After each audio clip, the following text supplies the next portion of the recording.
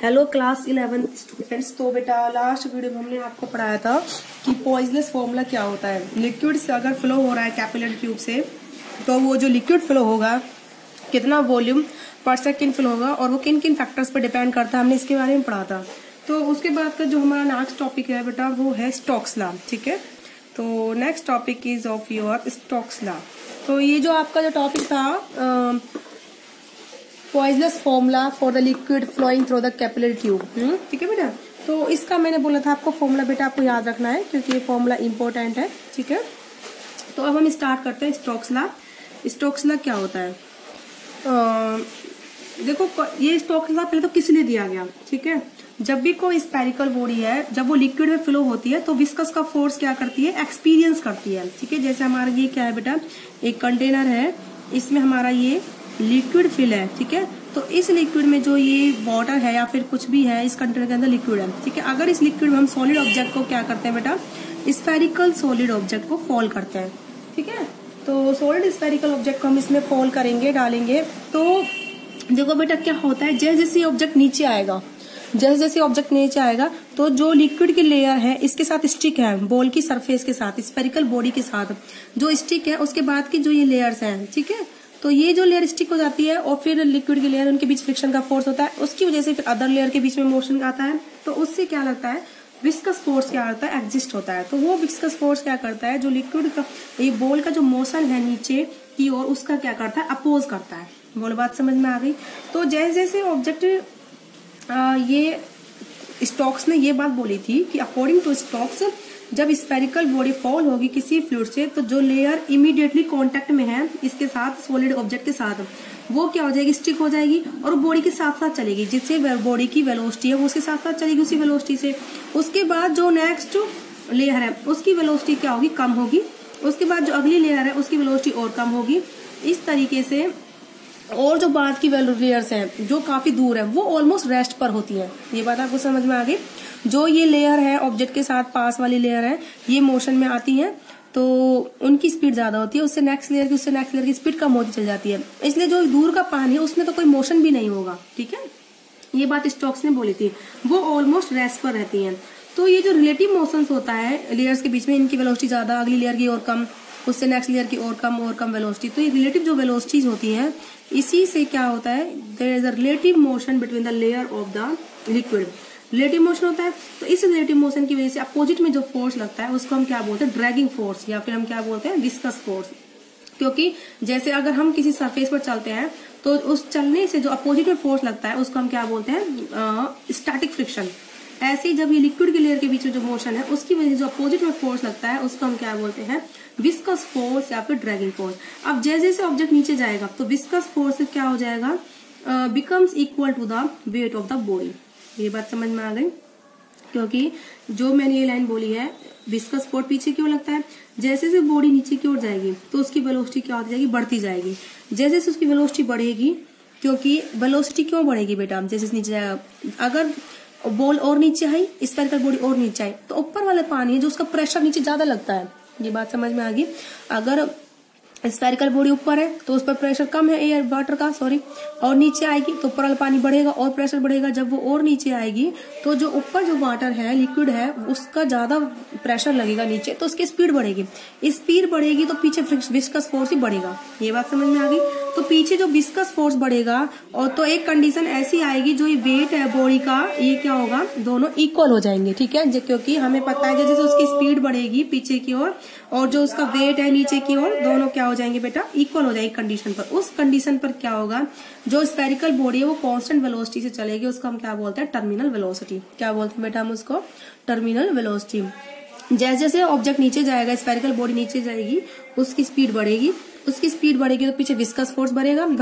Viscous force upward लग रहा है, बॉडी नीचे जा रही है तो बॉडी का वेट डाउनवर्ड होगा और विस्कस फोर्स ऊपर है, और जैसे जैसे नीचे जाएगा तो विस्कस फोर्स बढ़ता जा रहा है। एक कंडीशन ऐसी आएगी, बढ़ते बढ़ते जो बॉडी का वेट है वो तो थोड़ा चेंज होगा, वो तो कांस्टेंट है, तो वो विस्कस फोर्स बॉडी के वेट के बराबर हो जाएगा। तो उसको हम उस टाइम पर जो बॉडी की स्पीड होगी वो कांस्टेंट होगी, उस वेलोसिटी को हम क्या बोलेंगे, टर्मिनल वेलोसिटी। क्या बोलेंगे बेटा हम उसको, टर्मिनल वेलोसिटी। ये बात समझ में आ गई। तो आप इसको लिख लीजिए स्टोक्स लॉ में इन लाइनों को। क्या बोलिए, मैं 2-4 लाइनें according to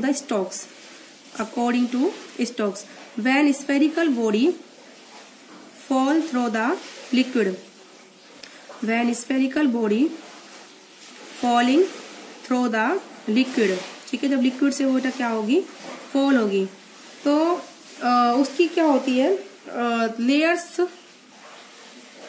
contact with it comes into motion, ठीक है, comes into motion with that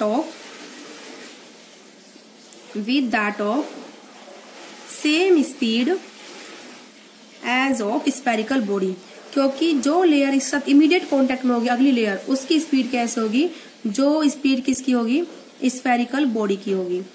बोले बात समझ में आ गई बेटा, स्फेरिकल बॉडी की जो स्पीड होगी, और जो उसके बाद की लेयर है उनकी स्पीड क्या होगी बेटा, थोड़ी कम होगी। एंड अदर अवे लेयर्स, जो दूर की लेयर्स हैं ऑफ लिक्विड, ठीक है, having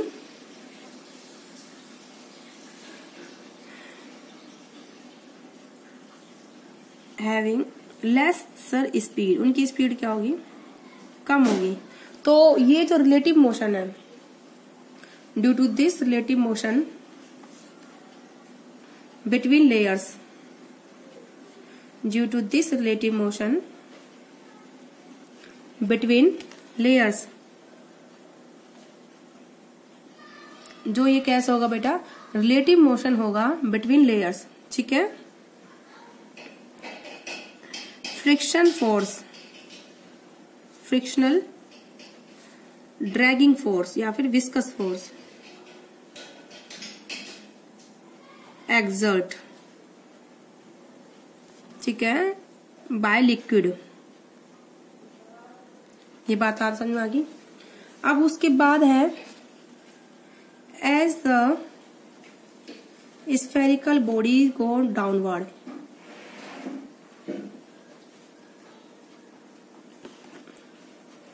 goes downward, as the spherical body goes downward, its speed increase,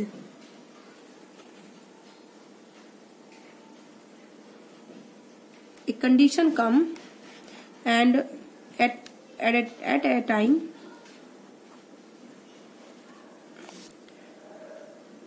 क्या होता है बेटा, विस्कस फोर्स किसके इक्वल हो जाता है बेटा, वेट के इक्वल।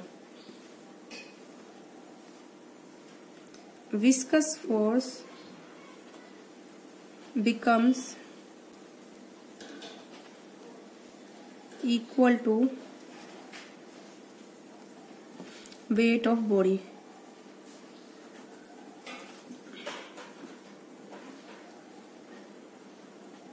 ठीक है।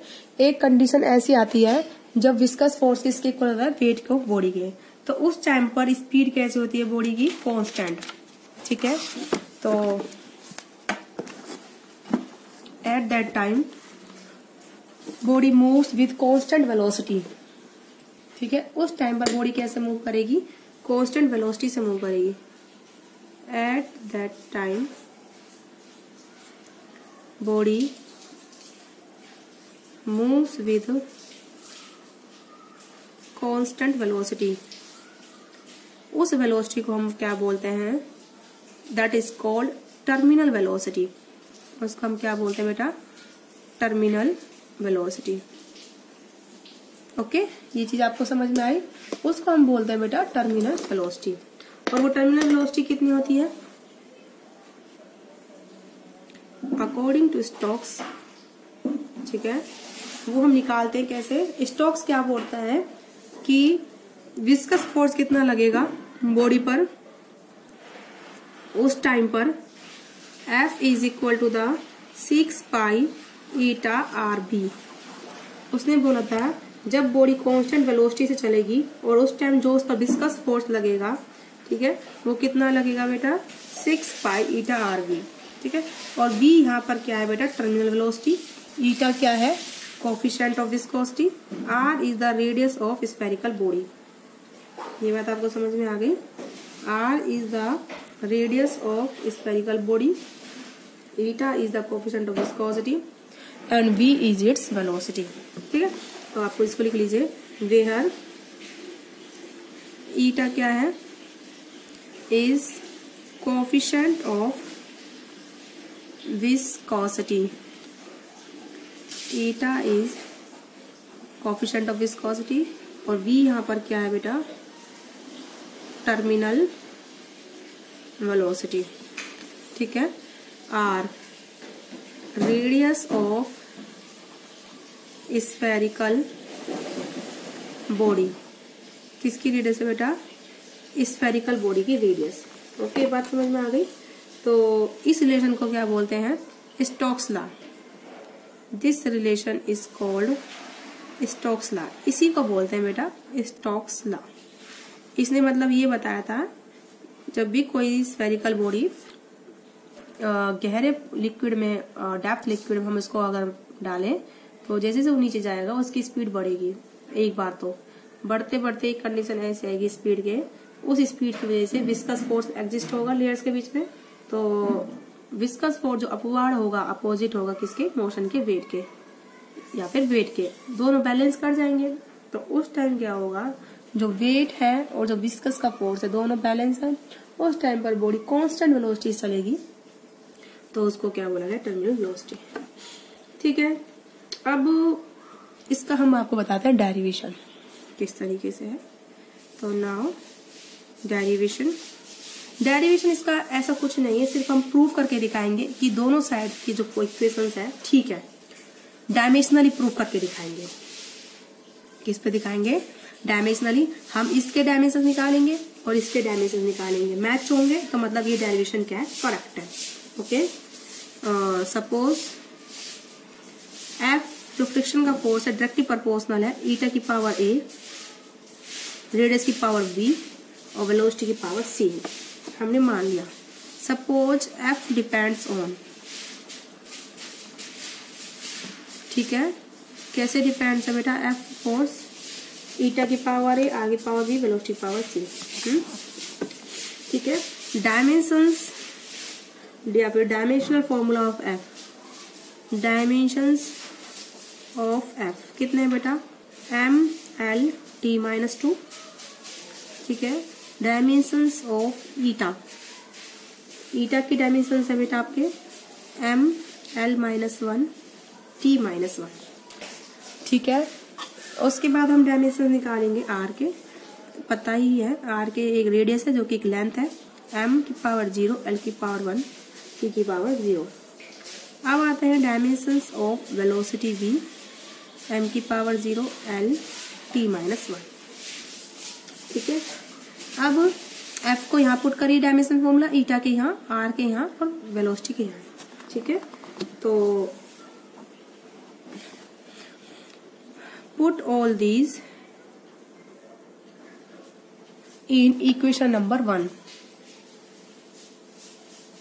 ठीक है, इक्वेशन 1 में पुट करो तो f क्या हो जाएगा, m l t minus 2, m l t minus 2।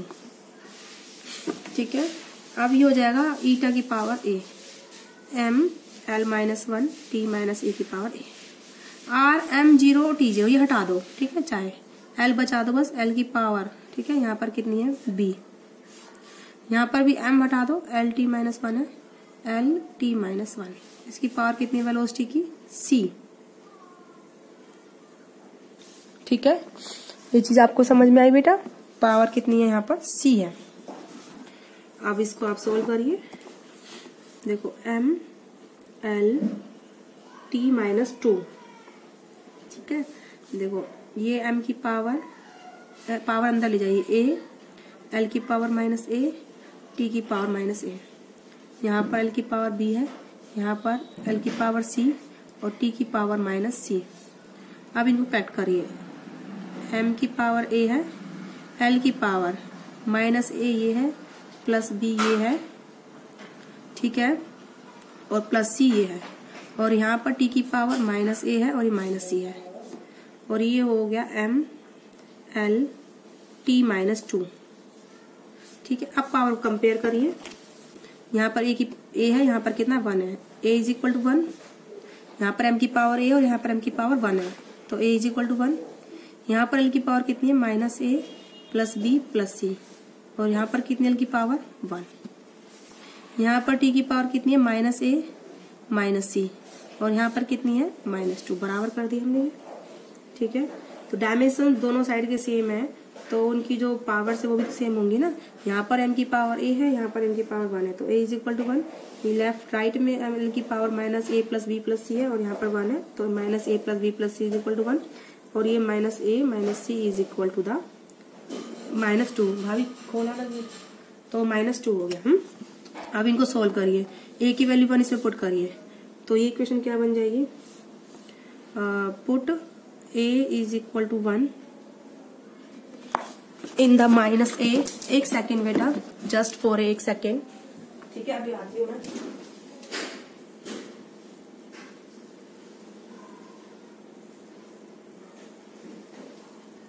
तो यहाँ पर हम क्या करेंगे, a इज इक्वल टू बेटा क्या पुट कर देंगे हम यहाँ पर 1, किसमें, माइनस a माइनस c में, तो -1 minus c is equal to -2।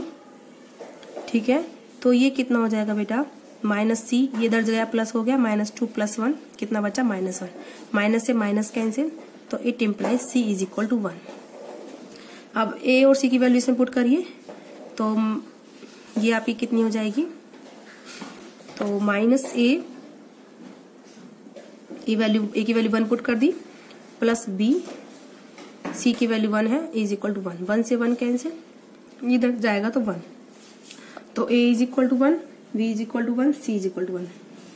यहाँ पर पुट कर दीजिए इस इक्वेशन नंबर 1 में, तो f is directly proportional to eta की पावर 1, r की पावर 1, वेलोसिटी की पावर 1। ठीक है, और जब प्रोपोर्शनलिटी हटता है तो क्या आता है बेटा, k आता है, f is equal to k eta rb, या फिर इस कांस्टेंट की वैल्यू कितनी आती है, 6 पाई आती है, f is equal to 6 pi eta rb। तो हमारा फॉर्मूला मतलब करेक्ट है, ये बात समझ में आ गई। तो स्टोक्स ने जो ये फॉर्मूला दिया था f is equal to 6 pi eta rb, मतलब ये बेटा क्या है, करेक्ट है। हमने डायमेंशनल चेक करा, दोनों तरफ डायमेंशन बराबर होने चाहिए, ईटा की पावर a माने, r की पावर b, वेलोसिटी की पावर c, f के डायमेंशन लिखे, ईटा के लिखे, r के लिखे, वेलोसिटी के लिखे, ये यहाँ पुट कर दिए। तो इसकी पावर a और इसकी पावर b डायमेंशन की पावर c, ये f की, और दोनों तरफ बेस इक्वल है तो पावर इक्वल कर दी। ये शायद आप रूल 10th में पढ़ चुके हो। यहाँ पास 3 इक्वेशंस बन गई हैं। ठीक है, इनको हमने सॉल्व करा तीनों को, हमारी ए और बी और सी की वैल्यू 1 आई, तीनों की 1 आई है। ठीक है, तो यहाँ पर हमने 1 वैल्यू पुट कर दी, ए की, बी की और सी की, तो फॉर्मूला बन गया हमारा F is directly proportional to eta की पावर 1, आर की पावर 1, वेलोसिटी की पावर 1। अब ये जगह सेम मैच हो रहा है। ठीक है, तो प्रोपोर्शनल हटाएंगे तो कांस्टेंट आएगा, उस कांस्टेंट की वैल्यू हमने कितनी रख दी बेटा, 6 पाई। तो that is your Stokes law. तो आई होप आपको समझ में आया होगा बेटा। तो आज की वीडियो में बेटा इतना ही, नेक्स्ट वीडियो में हम आपको नेक्स्ट टॉपिक कराते हैं।